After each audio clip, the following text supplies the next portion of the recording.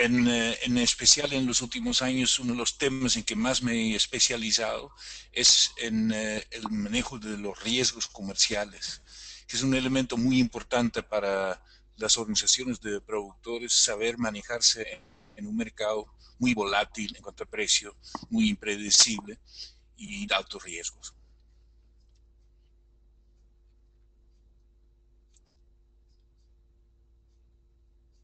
¿Qué sigue, Nacho? Bueno, vamos a comenzar con el webinar. Jos Algra tiene lista su presentación. Como les comenté, es el primer webinar que Progreso Network organiza.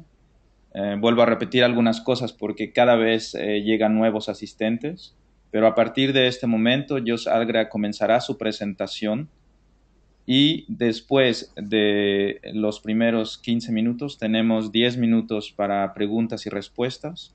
Posteriormente hay otros 15 minutos de la presentación de Jos Algra sobre el futuro del mercado y cómo fijar los precios del café. Y finalmente hay otros 15 minutos de preguntas y respuestas. Algunas de las preguntas que ustedes han publicado en la comunidad de Progreso Network y otras que están publicando ahora en el panel de control van a ser respondidas inmediatamente, pero otras darán respuesta a través de la comunidad. Esto para ahorrar tiempo y para asegurar que todo el contenido del webinar va a ser de calidad. Bueno, ahora yo salga, empezará su presentación. Ok, el tema es cómo asegurar el mejor precio para el café. ¿Ya? Primero, analicemos los diferentes riesgos comerciales. ¿A qué realmente nos referimos cuando hablamos de esto? Para las organizaciones de pequeños productores, el problema es básicamente el siguiente. Existe una fluctuación del precio del mercado entre el momento de que se dé el acopio y la venta del producto.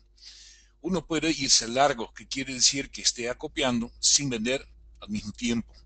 Si el mercado luego baja, esto genera pérdidas, porque uno ha comprado caro y va a vender barato. También se puede dar al revés. Si uno vende sin haber acopiado todavía y luego el precio en el mercado comienza a subir, también va a sufrir pérdidas porque va a estar comprando a un precio más alto. También hay diferentes dinámicas de oferta y de demanda entre los diferentes mercados. Particularmente estamos hablando de la diferencia entre el mercado local, donde uno está copiando, y el mercado internacional, donde está vendiendo una buena parte de su café.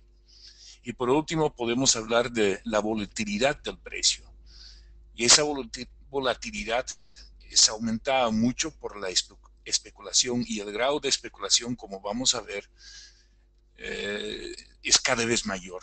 Los mercados financieros son cada vez más especulativos, entonces también la rapidez y la violencia con que los precios suben y bajan pueden generar muchos problemas a las organizaciones. Aquí tenemos un ejemplo de una organización que en esta cosecha que pasó apostó a un precio de como $240 por quintal, pero el mercado empezó a subir. Entonces la organización, en vez de irse con el precio de mercado, decía, yo necesito mis 230, mis $240 por quintal, entonces mejor me espero hasta que el mercado vuelva a subir antes de fijar los contratos. Estaba copiando, como podemos apreciar aquí, mes con mes, pero muy poco se fijó durante este tiempo. Y solamente cuando el mercado ya estaba bajando a debajo de 200, ¿eh? Empezó a fijar mayores volúmenes, y eso implica una pérdida. Aquí podemos ver la misma situación de la misma organización en noviembre y diciembre, cuando comenzaron a copiar, ¿verdad? Fijaron a unos contratos con precios más o menos al nivel que ellos deseaban, de 230, $240 por quintal.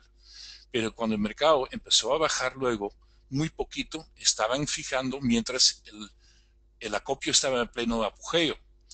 Y solamente cuando el mercado bajó mucho y que ya no hubo más remedio que fijar los contratos porque ya estaba por embarcarse el café, empezaron a fijar los contratos y con grandes pérdidas.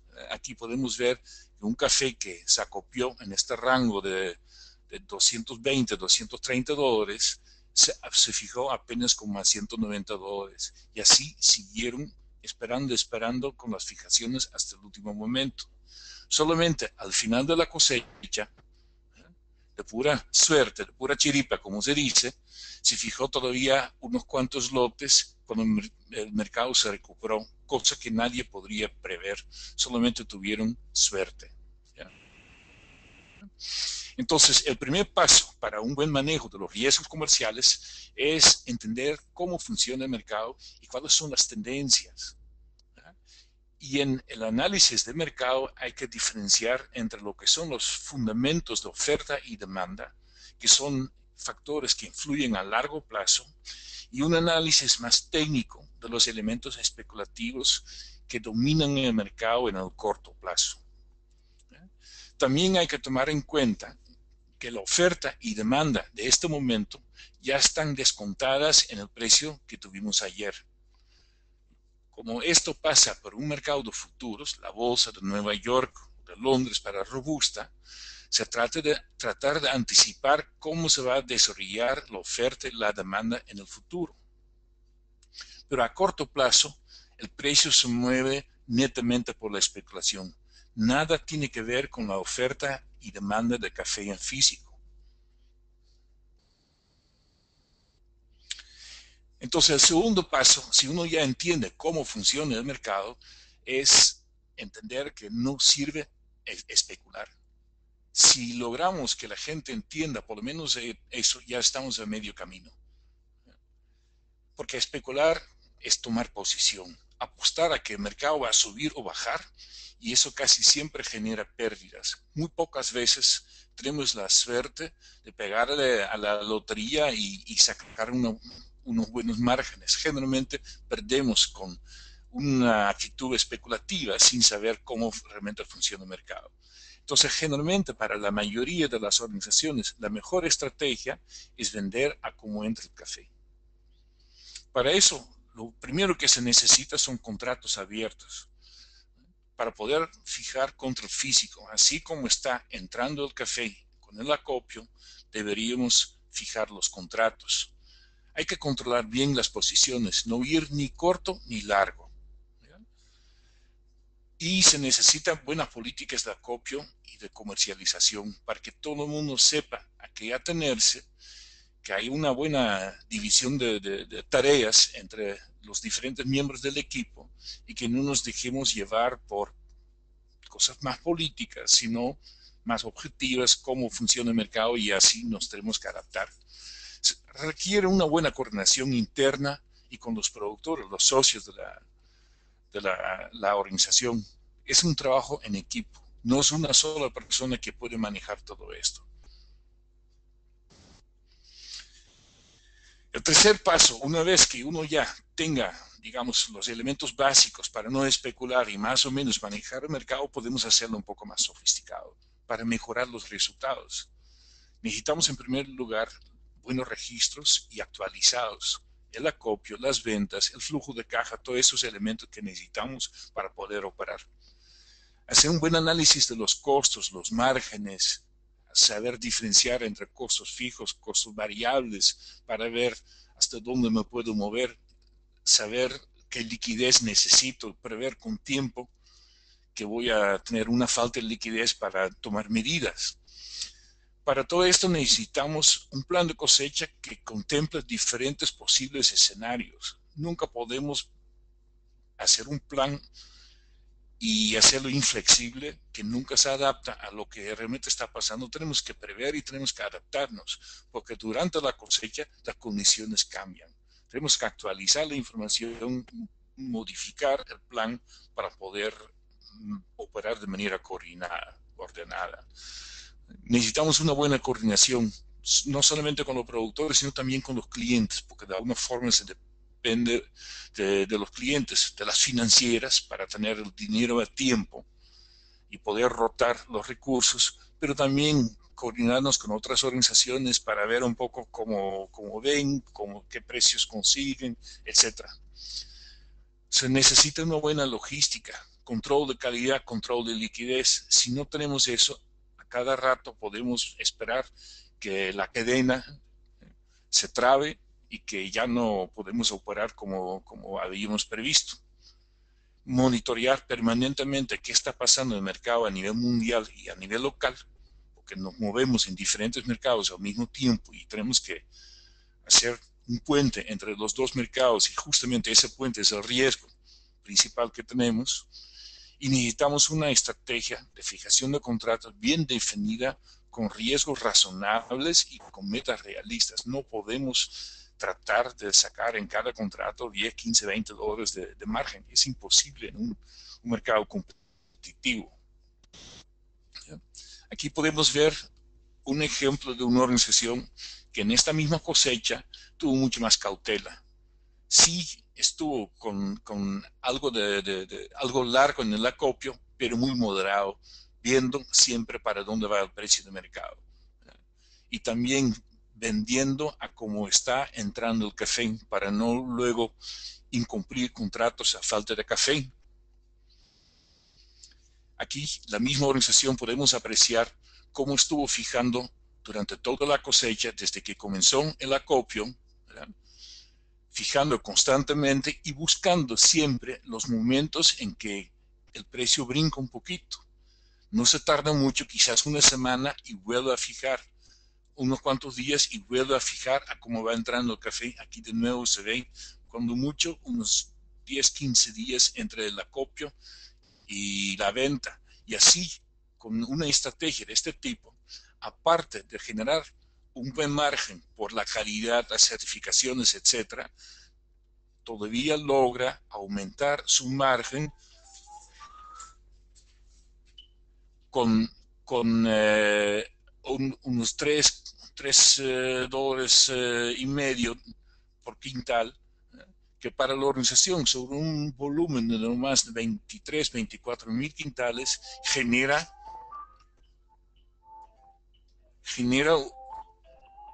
perdón, genera un ingreso adicional de más de 80,000 dólares, que para una organización de este tamaño es significativo. Ya. Disculpen, tengo alguien que me está llamando todo el tiempo. Ok, Gracias. está bien. Hasta aquí. Las preguntas, por favor. Ok, bueno, esa ha sido la primera parte del webinar de Progreso Network con Jos Algra. En este momento vamos a responder algunas de las preguntas que los miembros de la comunidad de Progreso Network publicaron de antemano en la comunidad. Y la primera es por parte de Danilo Cueva Villalta. Él pregunta, Jos, con el sello SPP, se han mejorado los precios en Europa y en Estados Unidos. ¿Cuáles son las tendencias de precios para el café especial del 2013? Por lo pronto, lo que se ve es que también en los cafés especiales existe una sobreoferta. Particularmente hemos visto problemas con el orgánico, y eso ha puesto presión sobre los diferenciales. En general, y lo vamos a ver en la siguiente presentación, en general hay una presión hacia abajo sobre los diferenciales, y en eso los cafés especiales no se diferencian tanto. Ok, muy bien. La siguiente pregunta es de Pedro Isaac y es ¿cómo se ve que responderán las empresas importadoras respecto a los precios mínimos versus diferenciales países establecidos por FLO Certified? Jos. A ver si entiendo bien la pregunta. Ok, dice, ¿cómo van a responder las empresas importadoras en relación o respecto a los precios mínimos contra los diferenciales establecidos por la certificación FLO? Bueno, para empezar, Flow no define diferenciales. Flow lo que dice en sus estándares es que hay que respetar los precios en mercado comercial, digamos, y encima de eso se tiene que pagar unos premios. Premio comercio justo de 20 centavos por libra y un premio para el orgánico. Lo que hemos visto en eso es que en este momento de que hay cierta sobreoferta, como dije, particularmente café orgánico, y como ya se hizo costumbre prácticamente de juntar todos los elementos de diferencial de calidad, el premio comercio justo y el premio orgánico en un solo diferencial, que muchas veces está bajo presión esa fórmula y no se respeta. Y más difícil se vuelve ahora que estamos cayendo por debajo del precio mínimo y es bastante difícil, no solamente para los productores, sino también para los importadores manejar eso. Si uno quiere garantizar el precio mínimo, en algún momento necesita una cobertura y luego lo tiene que quitar cuando cae debajo de eso. Y eso técnicamente es un tanto difícil. Entonces requiere de mucha coordinación entre productor y comprador. Y en cuanto a los diferenciales que realmente no cumplen con los estándares, eso se está revisando en este momento. Flow ha circulado a los compradores una comunicación también a los productores y poco a poco va a tomar medidas para ver si se puede, digamos, regresar al modelo original. Pero es difícil en un mercado de este tipo con mucha presión de sobreoferta. Ok, muy bien. La siguiente pregunta es por parte de Walter Aumann Soria. Y él pregunta, él le gustaría saber a qué se debe la constante baja en los precios del café y qué nos espera para el próximo año. ¿Seguirá la misma tendencia o mejorarán los precios? Bueno, realmente es una pregunta que deberíamos de tratar de contestar con la siguiente presentación, pero en general lo que se puede decir es que se combinan dos cosas que explican por qué el precio está bajándose. En primer lugar, hay un juego de oferta-demanda. El precio subió en parte por la estrechez entre la oferta y la demanda. Había muy poco café en bodega y eso se está resolviendo ahora y se está convirtiendo de nuevo el mercado de un mercado de vendedores a un mercado de compradores. El mercado de compradores se da en un momento que hay una sobreoferta del producto, pero también los elementos especulativos influyen. El precio subió hasta $300 por quintal, en buena parte por la especulación. No se explicaba por la oferta y la demanda. Igual que el mercado sube por la especulación, baja. Eso también lo voy a tratar de explicar un poco más con números al final de la segunda presentación. Pero se puede decir que a este mercado le falta apoyo de los especuladores y más bien especulan hacia abajo porque esperan que el precio podría bajar aún más. Ok, perfecto. La siguiente pregunta es por parte de Julie Valladares, perdón. Y Julie pregunta que ella quiere saber cómo es la situación de los diferenciales. Bueno, algo que ya explicaste en las preguntas anteriores. Pero ella quiere saber específicamente para Nicaragua. ¿Hay alguna manera de dar consejo o tu opinión sobre un país en particular, Jos?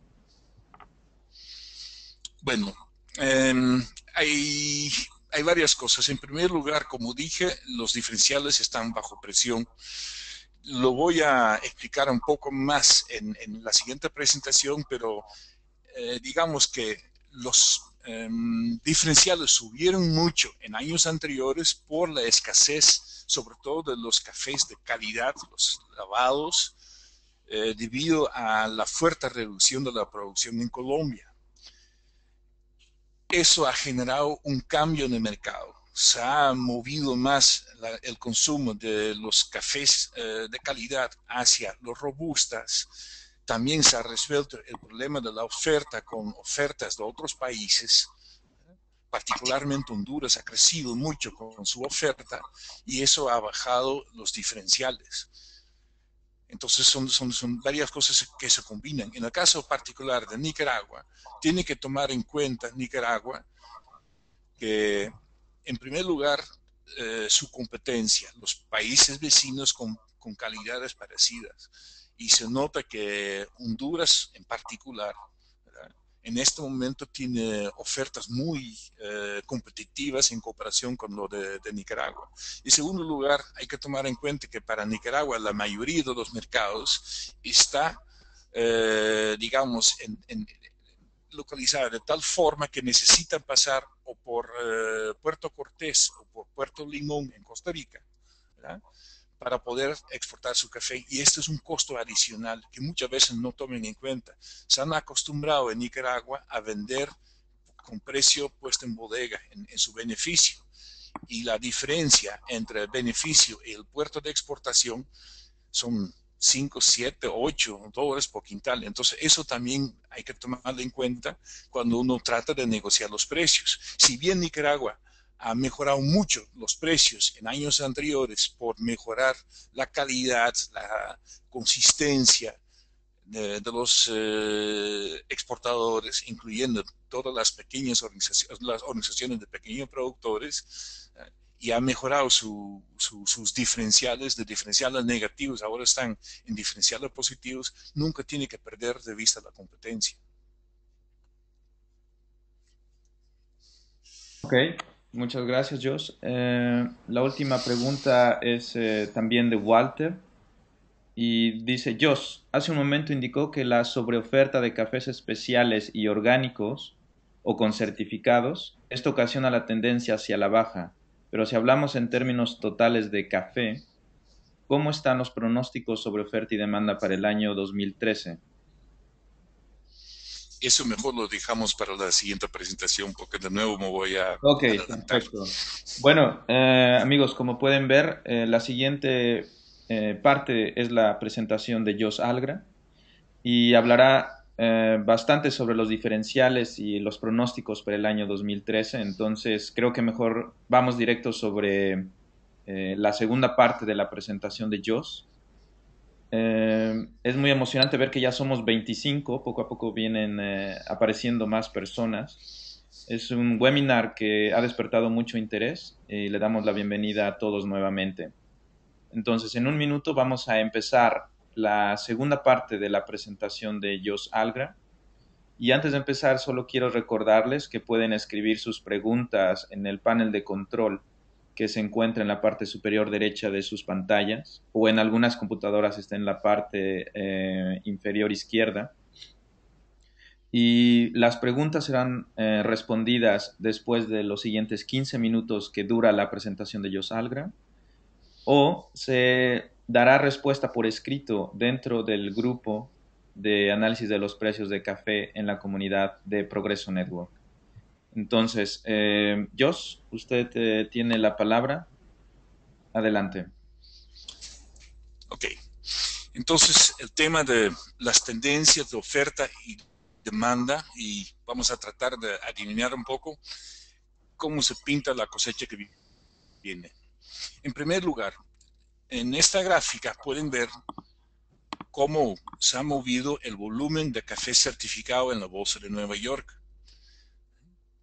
Y podemos ver cómo en el momento de tener una gran escasez de cafés de calidad, de cafés lavados, particularmente en Colombia, cómo este volumen ha bajado de casi 5 millones de sacos a no más de 1 millón de sacos. Esto se debe a lo siguiente. En Nueva York, el café que se vende a la bolsa tiene diferenciales fijos. En el caso de Colombia, por ejemplo, el diferencial es +2. Y si en el mercado comercial Colombia llega a diferenciales de hasta +50 y +100 dólares por quintal, lógicamente nadie va a vender café a la bolsa de Nueva York. Y como hay escasez de café de ese tipo, los tostadores comienzan a comprar los cafés que hay en bodega para poder abastecerse del café que necesitan para su tostado molido. Y si un origen como Colombia, que es el principal origen de cafés lavados, arábigos lavados, no puede surtir todo el mercado, comienza a sustituir el comprador ese café con otros orígenes y así sucesivamente estamos viendo de que todos los cafés comienzan a subir con su diferencial. Si luego tenemos más que suficiente café y los precios vuelven, los diferenciales vuelven negativos, aquí podemos ver cómo el precio de Colombia subió mucho y arrastró a los otros orígenes, como en este caso Guatemala, y aquí tenemos el ejemplo de Honduras.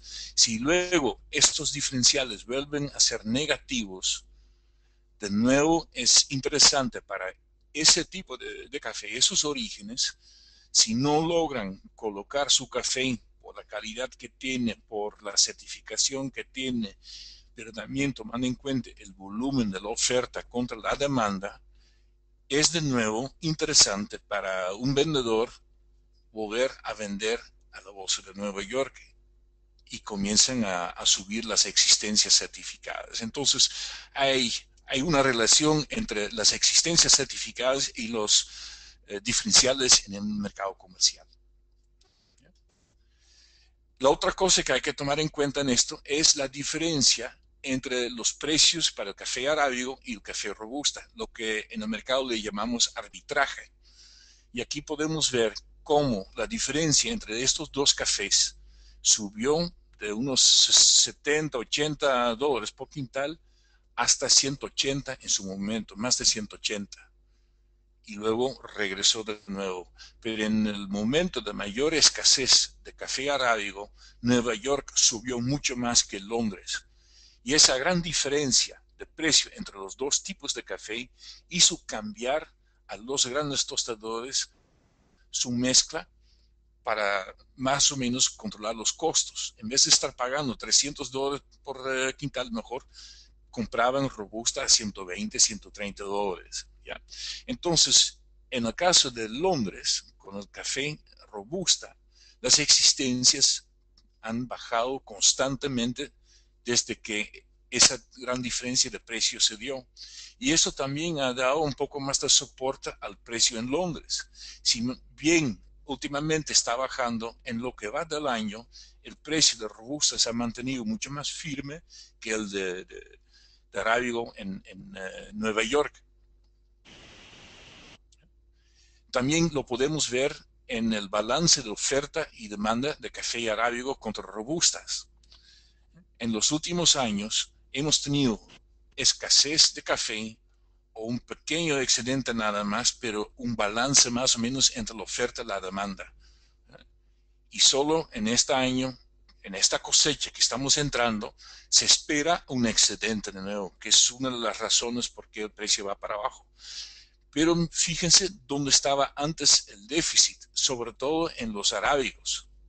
Y ahora estamos viendo que más bien en arábigo se espera un excedente y en robusta más bien hay un balance. Por ese cambio de consumo, aquí podemos ver cómo el consumo de robusta subió del 2005-2006, 46 millones a 59 millones que se estima que se van a consumir en esta cosecha. Entonces aquí podemos ver cómo la diferencia de dinámica entre los diferentes mercados también cambia el patrón de oferta-demanda y de consumo, en este caso particular, entre los diferentes tipos de café. Y esto no fácilmente va a cambiarse de nuevo. Entonces, probablemente por muchos años vamos a tener mayor consumo de robusta y hay mayor presión en arábigo. Aquí también lo podemos ver cómo la participación de los dos tipos de café ha cambiado. ¿Verdad? Robusta, que estaba un poco arriba del 35%, ahora está cerca del 45% de todo el café a nivel mundial. Y el arábigo, que estaba cerca del 65%, se está acercando al 55%. Si queremos entender qué está pasando en el mercado, siempre tenemos que tomar en cuenta que una gran parte del café se produce en no más de 4 países, que son Brasil, Vietnam, Colombia e Indonesia. ¿Ya?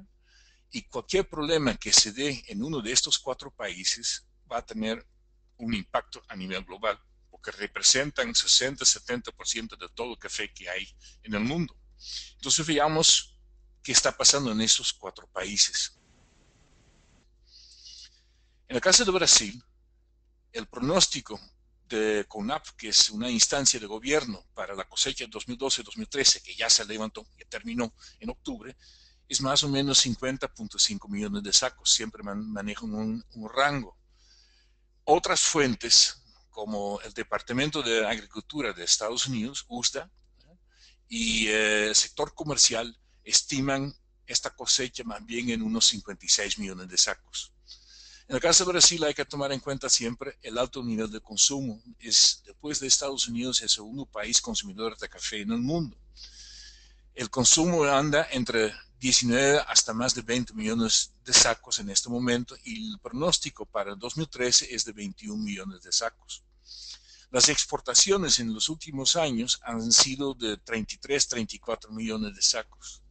Si juntamos exportaciones y consumo, Brasil necesita 54-55 millones de sacos, que es más o menos el volumen que están produciendo ahora.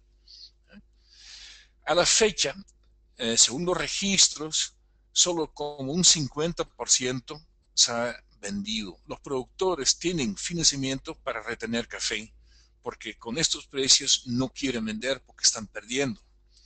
Pero este café no desaparece, este café sigue pesando sobre el mercado. Entonces, en un momento, ese café tiene que salir al mercado. La cosecha 2013-2014 es una cosecha baja, pero hay que tomar en cuenta que la fluctuación bianual entre las cosechas altas y las cosechas bajas se está reduciendo cada vez más. Los rendimientos, sobre todo en las cosechas bajas, han aumentado mucho por las inversiones que han hecho en mejor tecnología, etcétera. Y también hay que tomar en cuenta que han invertido bastante en aumentar la producción en los últimos años para aprovechar los buenos precios. Entonces, la gran pregunta que tenemos para la cosecha 2013-2014, que en el caso de Brasil comience ya en abril del año que viene, es si vamos a ver una escasez de nuevo, si no pueden cumplir con este volumen de 54 a 55 millones de sacos, o que es el otro extremo de un escenario posible, si se juntan las ventas de las dos cosechas, si siguen reteniendo el café por no estar contento con el precio de mercado, y luego ya llegando a la cosecha nueva todavía tengan millones de sacos en bodega. Se estima que Brasil va a aumentar sus existencias en por lo menos unos 2 millones de sacos. Luego tenemos Vietnam. La cosecha 2011-2012 se estima en un nuevo récord de 26.7 millones de sacos. Parte podría ser importaciones de Laos, el país vecino. Las exportaciones son un poco más fáciles de controlar, 25.5 millones de sacos. Esto es más de lo que se había esperado. Entonces, ese balance con problemas de oferta de robusta, estrechez en la oferta de robusta, en parte se va a resolver con este gran volumen. Hay que tomar en cuenta que en el caso de Vietnam, hay todavía casi 1 millón de sacos en bodega sin vender, de cosecha vieja, por el volumen, sobre todo en los últimos meses, que salió adicionalmente a lo esperado. El consumo en Vietnam anda por entre 1 y 1.8 millones de sacos. Para la cosecha 2012-2013 se podría esperar una baja de 10-15%, en parte por el estrés de las plantas, pero también en parte por las condiciones climáticas. La Asociación de Productores de Café y Cacao, que se llama FICOFA, estima una reducción de 30% a no más de 16 millones de sacos, pero eso parece muy poco creíble. Entonces, probablemente vamos a estar en unos 22-23 millones de sacos, con una reducción por 24 quizás millones de sacos, un poco menos que la cosecha pasada, eso es seguro, pero todavía es bastante volumen que va a salir de Vietnam. Colombia, en la cosecha pasada bajó a 7.6 millones de sacos nomás, que es la cosecha más baja desde 1976.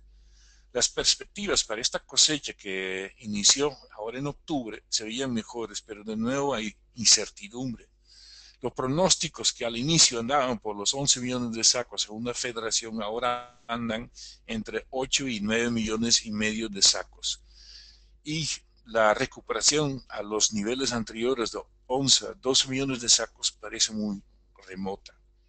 Le están posponiendo cada vez. Hay que tomar en cuenta también que con 4 años de no producir 4 o 5 millones de sacos como antes, Colombia ha perdido el mercado. Y si quiere recuperar ese mercado, aumentando de nuevo su producción a 8, 9, 10 millones de sacos, lo único que pueden hacer es ofrecer ese café a precios más competitivos. De hecho, se nota cómo los diferenciales para Colombia han bajado bastante en los últimos meses. Sin embargo, esto está generando tensiones internas en el país. Los productores están protestando porque ya llevan varios años de tener problemas y no han podido aprovechar de pleno los buenos precios, y ahora de nuevo con la baja de mercado están por debajo de sus costos de producción con el precio de venta. Recién el gobierno de Colombia aprobó un monto de 80.000 millones de pesos, que son 44 millones de dólares, para subsidiar durante algunos meses el precio de café, pero los problemas son serios en Colombia. Aquí podemos ver cómo en años anteriores, antes de los problemas que comenzaron en 2008-2009, el promedio de la cosecha, la producción andaba cerca de 12 millones de sacos, y llevamos 4 años con el 2011-2012, el, el nivel más bajo de 7.6 millones de sacos. Aquí el volumen de Colombia, que ya se estaba recuperando ligeramente en la cosecha 2011, 2010, 2011, pero en el 11, 12, de nuevo por problemas de clima, etcétera, de nuevo los volúmenes comenzaron a bajar. Indonesia. Dos malas cosechas ha tenido con mucha lluvia por la niña. La producción en estos años ha bajado de 10 a 7 millones de sacos. El consumo doméstico varía según la fuente entre 2 y 4 millones de sacos. Nadie sabe a ciencia cierta cuánto efectivamente están consumiendo en Indonesia, y eso pesa mucho sobre el volumen que podrían exportar. De hecho, en el 2011 Indonesia tuvo que importar café de Vietnam para su consumo interno. Para esta cosecha se espera que el nivel de producción va a recuperar entre 8 y 10 millones de sacos. Entonces, esa tensión sobre falta de, sobre todo, café robusta de Indonesia se está reduciendo.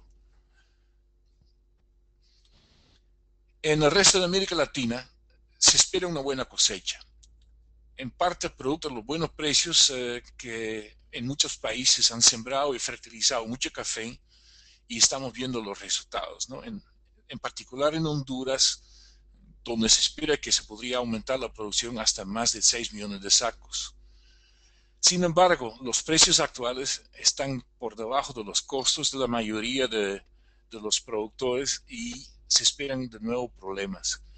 También hay muchos reportes de roya, ahora también en zonas altas que antes no tenían problemas de roya, pero eso no va a afectar esta cosecha, sino hasta la próxima, la cosecha 2013-2014. Perú, la cosecha que están terminando ahora bajó como un 20% a un estimado de 4.2 millones de sacos, y las perspectivas para 2013 parecen buenas, por lo menos mejores que esta cosecha.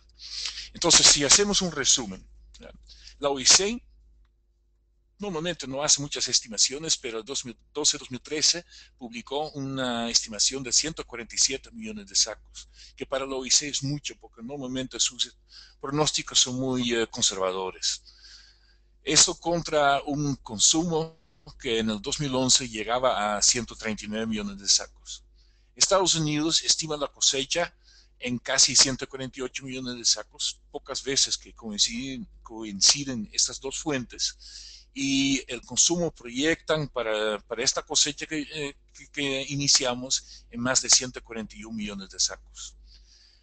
La mayoría de los analistas estaba previendo un nuevo déficit en el transcurso de 2013 por la baja de Brasil en particular, pero con los datos actualizados, con mayor volumen en varios países y también tomando en cuenta las inversiones que se han hecho en diferentes países para aumentar más la producción, varios analistas últimamente están cambiando de opinión y esperan más bien una sobreoferta estructural inclusive en los próximos años. Lo que sí podría cambiar el panorama de alguna forma es el fenómeno del niño, que podría de nuevo generar sequías en ciertas regiones como el sureste de Asia, pero también América Central, inundaciones en América del Sur, etcétera. Entonces, eso es un poco inseguro todavía. Esto en cuanto a la oferta y la demanda. También hay que tomar en cuenta para esto la especulación para la fijación de los contratos. En esta gráfica podemos ver cómo se mueve mucho el precio de mercado según el nivel de especulación. ¿Ya? Y aquí se tergiversa un poquito por el gran aumento del precio en los últimos 2 años. Si regresamos un poco en el tiempo, del 2006 a junio de 2010, podemos apreciar cómo el precio del mercado de Nueva York se mueve exactamente según la posición neta larga de los grandes especuladores, los pequeños especuladores y los fondos de índice, que en su conjunto son, digamos, el mundo de la especulación en los mercados. Entonces, podemos ver que efectivamente con esta gráfica el precio se mueve netamente por la especulación. Nada tiene que ver en el corto plazo con la oferta y la demanda. ¿Ya? Y ahora que ya estamos saliendo un poco de esta especulación exagerada, podemos ver de nuevo cómo se mueve el precio del mercado con esa posición neta. Y aquí es importante observar cómo han pasado de una posición neta larga hasta 80, 90 mil contratos, ahora estamos con una posición neta corta de 35 mil contratos. Lo podemos ver en el siguiente cuadro. Aquí podemos ver los no comerciales, que son los especuladores tradicionales, los comerciales y los fondos de índice. ¿Verdad? Y aquí podemos ver cómo en las últimas semanas, ¿verdad?, el nivel de su posición neta corta ha llegado a extremos, a 35, 36 mil contratos. Es un nivel que no habíamos visto antes. Y esta sobreventa, digamos, de contratos en mercado por la falta de confianza en el precio genera una dinámica propia. Si esto se da en algún momento, los fondos que están especulando a la baja van a tener que volver a comprar contratos si el precio cambia, si no van a tener fuertes pérdidas. Y eso podría ser el caso en este momento. Si analizamos en los últimos meses cómo ha sido el comportamiento, aquí podemos ver en junio, julio, cómo los comerciales tenían una posición larga y los fondos una posición corta. Estos extremos llevaron el mercado a subir rápidamente el precio. En septiembre se repitió y de nuevo el mercado subió rápidamente. Aquí podemos ver un rally, como le llaman, un alza así sostenida durante varias semanas, ¿verdad?, para llegar de nuevo a los 180, 190 dólares por quintal. Y la pregunta que nos hacemos ahora es, ahora que tenemos niveles aún más bajos, este es a propósito únicamente de los futuros, en la gráfica anterior era futuros y opciones combinados, ¿verdad?, pero niveles tan bajos de los fondos de especulación a un momento que estos comerciales vuelven a comprar, tiene que subir el mercado. Entonces, podría ser que en este momento se está creando una situación muy explosiva que podría llevarnos a un fuerte aumento de precio en las próximas semanas. Igual, bajan aún más porque todavía no se confían o por la situación macroeconómica. Entonces, para nuestras prácticas de fijación, tenemos que tomar en cuenta, en primer lugar, que a corto plazo lo que domina es la especulación. La oferta y demanda de café solo influyen en el nivel de precio a mediano y largo plazo. Es imposible predecir para dónde va el precio. Podemos analizar las probabilidades estadísticas, pero nunca podemos decir a ciencia cierta que el precio va a subir o bajar. Solamente los fondos que manejan miles de millones de dólares tienen el poder para cambiar el rumbo del mercado. En eso influyen mucho los factores externos, las noticias macroeconómicas. Si los fondos no están muy seguros de qué va a pasar con la economía a nivel mundial, se huyen de los valores especulativos de ciertos mercados. Y también las tendencias en otros mercados influyen fuertemente. Si el precio del petróleo sube, tengan por seguro que el precio del café sube también. Nada que ver con oferta y demanda, pero es una de las cosas que hay que tomar en cuenta. Y por lo tanto, no es muy prudente tomar posición. No hay que separar mucho en el tiempo la fijación de los contratos y el acopio. Lo más seguro que tienen en la mano es el café, para no arriesgarse mucho. Y el precio de compra o de venta tiene que estar relacionados. Y hay que poner ciertos límites a las posiciones cortas y largas, tanto en el volumen, no irse muy corto, no irse muy largo, pero también en el tiempo. No esperen semanas y semanas para ver si el precio vuelve a subir, porque nadie lo puede predecir. Gracias. Ok, muchas gracias, Jos Agra, por las recomendaciones en cuanto a la fijación. Creo que han sido excelentes recomendaciones para todas las organizaciones de productores. Ahora vamos a tener una sesión de preguntas de algunos de los miembros en en el foro y en el control panel enviaron preguntas. La pregunta, un segundo, ya, aquí está. Ya había perdido todas las preguntas, pero las acabo de encontrar. La primera pregunta es por parte de Robertson Albornoz en Perú. Y él pregunta si los diferenciales de café para Perú han sido negativos, ¿cómo se vislumbra para el próximo año? En el caso particular del Perú, Jos. Bueno, en primer lugar, como dije, depende un poco de las perspectivas de oferta-demanda. Efectivamente, vamos a tener una sobreoferta estructural para los próximos años. Si eso se da, todos los precios van a estar deprimidos, también los diferenciales para el Perú. No espero mucho una escasez de cafés lavados como tuvimos en el 2008-2009 en adelante. El, eh, el consumo ha cambiado, las mezclas han cambiado, usan más robustas, entonces van a necesitar menos arábigos.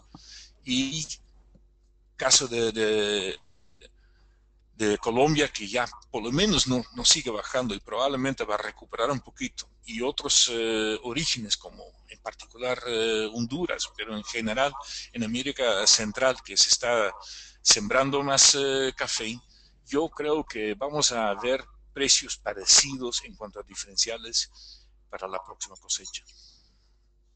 Muy bien. Muy bien. La siguiente pregunta es por parte de Reiner Molina. Y él menciona, por parte de algunos importadores, están proponiendo poner orden de stop loss en contratos Fairtrade. Esto significa un problema para organizaciones que no han acopiado el café y no han acopiado, porque luego el precio se puede fijar y luego el café puede subir. Y esto significaría pérdidas para los pequeños productores. Y le gustaría saber qué opina Jos al respecto. ¿Está bien, Jos, o lo repito? No, no, entiendo.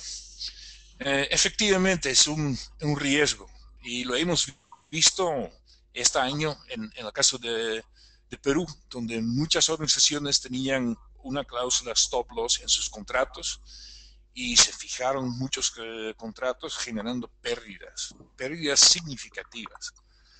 Y eso generó toda una discusión también a nivel de Flow, lo hemos analizado porque me pide muchas veces mi opinión sobre este tipo de temas.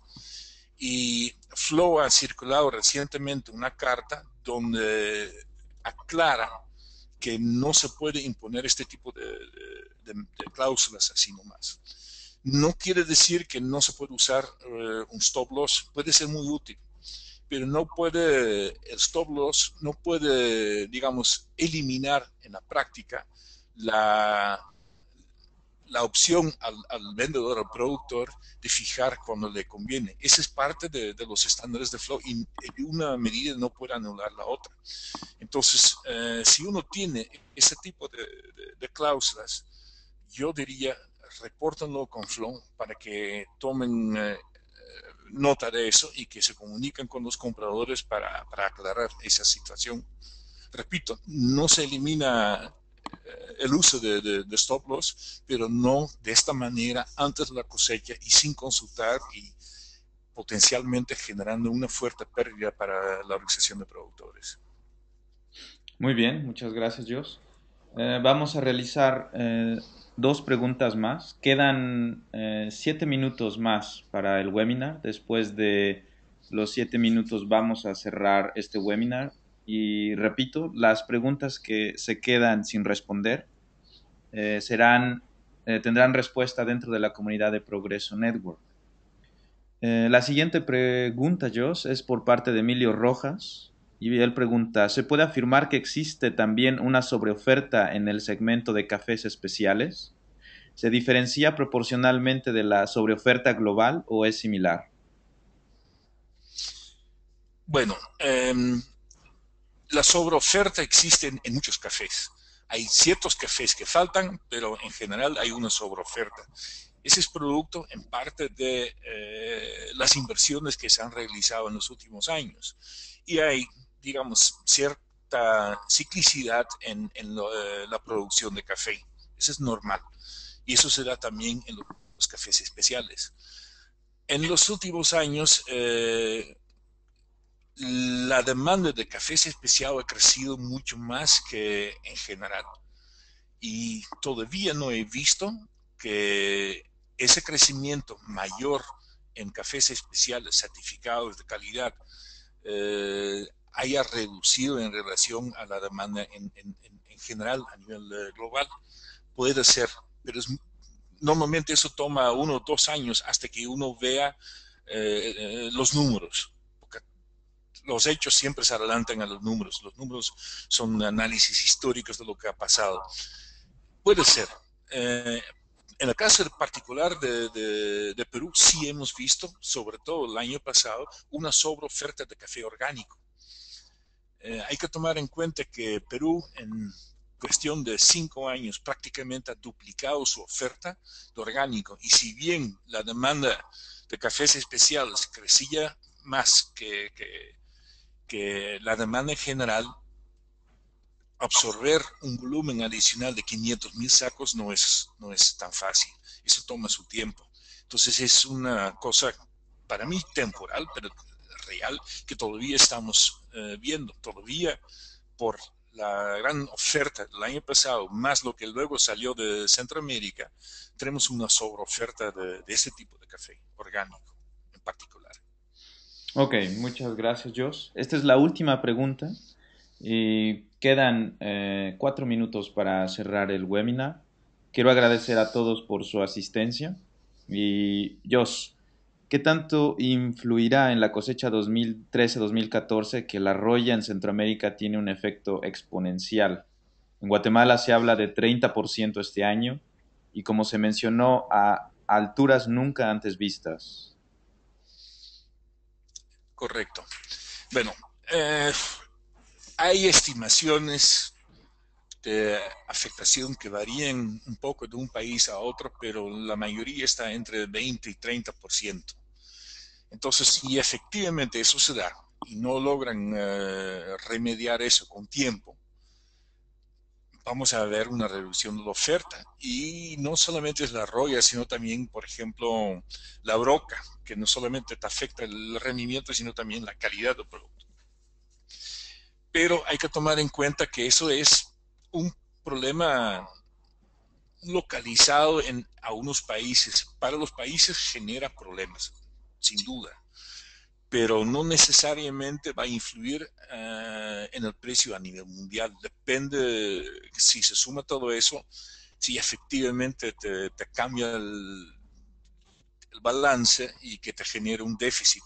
Eso hasta el momento no lo he visto, pero sí podría, por ejemplo, influir en los diferenciales. Si ciertos cafés no van a estar tan ampliamente disponibles, podría aumentar el diferencial para los cafés parecidos para sustituir. Muy bien. Bueno, hay tres preguntas más que responderemos a través de la comunidad de Progreso Network. Quiero agradecer a cada uno de los asistentes y, claro, en especial a Jos Agra por mostrar todo su conocimiento en este webinar sobre manejo de precios y manejo de riesgos de las organizaciones productoras de café. Contamos con 29 asistentes al webinar, que realmente superó nuestras expectativas. Quiero agradecer una vez más a todos ustedes. La presentación de Jos será publicada en la comunidad de Progreso Network y también existirá un video con la grabación de este webinar. Entonces, todas aquellas personas que quieran repasar lo que se presentó en este webinar, va a ser posible reproducirlo en la comunidad de Progreso Network. Cualquier información extra que ustedes quisieran tener, por favor, contáctenme directamente a través de la comunidad de Progreso Network o pueden hacerlo a través de mi correo ignacio@progresonetwork.org. Bueno, muchas gracias a todos ustedes. Espero el webinar haya sido de mucha utilidad para la fijación de precios y para las expectativas del siguiente año del mercado del café. Jos, no sé si quieres cerrar el webinar con algunas palabras. Bueno, muchas gracias por su interés en el tema. Creo que es importante, aunque no es lo único que hay que ver en un negocio de café. Y los invito a todos a seguir usando la plataforma de Progreso Network para seguir analizando este tipo de temas, intercambiando ideas y ojalá que a todos nos sirva de alguna forma para nuestro trabajo, para mejorar los resultados de nuestro trabajo. Gracias. Ok, reitero mi agradecimiento por su asistencia a todos ustedes. Es emocionante ver personas de Guatemala, Honduras, Perú, México, Francia, Holanda, todos reunidos en un evento virtual, lo cual quiere decir que, bueno, el negocio del café es global y tiene influencia en diferentes culturas y diferentes niveles de la cadena productiva. Entonces, todos estamos involucrados en este negocio. Por eso es que Progreso Network busca ser la plataforma para las organizaciones productoras de café y sus socios. Cualquier otra pregunta, no duden en contactarme. Repito, mi correo electrónico ignacio@progresonetwork.org. Muchas gracias, estamos en contacto y no duden en contactarme directamente o a Jos. Hasta luego.